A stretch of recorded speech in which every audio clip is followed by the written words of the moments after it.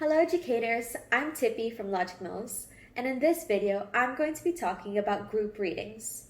Now, when you're inside a classroom, it's very nice to have your younger children just sat in front of you on a carpet, or with the older children sat at their desks with you standing in the front. But the dynamic is a little bit different when you're shifting from physical to an online classroom. So for this video, I have two types of tricks. One is online technical things that you can make use of, and the other ones are some little rules or perhaps ideas that you can utilize to make sure that your students are engaged. Now, for the technical side, you have, first, I would definitely like to make sure that everybody can hear you. So you should definitely check that each and every student can hear you loud and clear.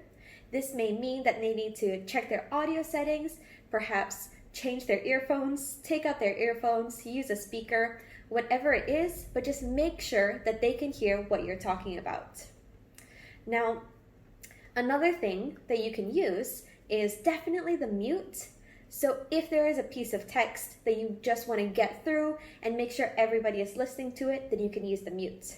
However, I would strongly suggest that you do not keep the mute on for your whole lesson, because this means that it becomes more of a lecture and the students aren't participating, which often means that they aren't learning as well, and it doesn't give them the opportunity to ask questions and for clarification.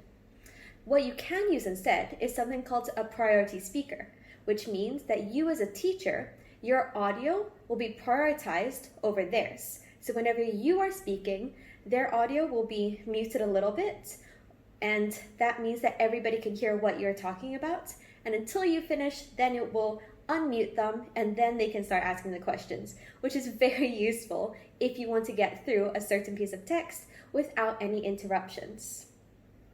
Now, for yourself as a speaker, you definitely want to make sure that you are slow, that you pronounce, and you enunciate your words very well, especially because it's online. You don't know what the audio quality is going to be like. So it is also very important to make sure that you are doing your best to project your voice in a clear manner.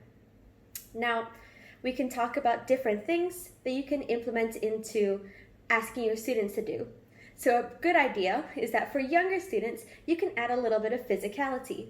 So for example, you're talking about a story about, the tortoise and the hare. And so you ask your students for every time that you say the word hare, that they go like this. So that means that they're very aware of the story and they're listening carefully to what's happening.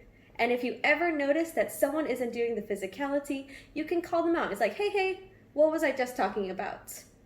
So making sure that they're always listening carefully to what you're saying is useful. And one final thing that is really cool that you should also do is have a student reader. Whether it's a young child or an older child, having them read the text brings in the class participation. And you can also have them take turns and ask each other questions if they don't understand it. And thank you so much for watching. Bye!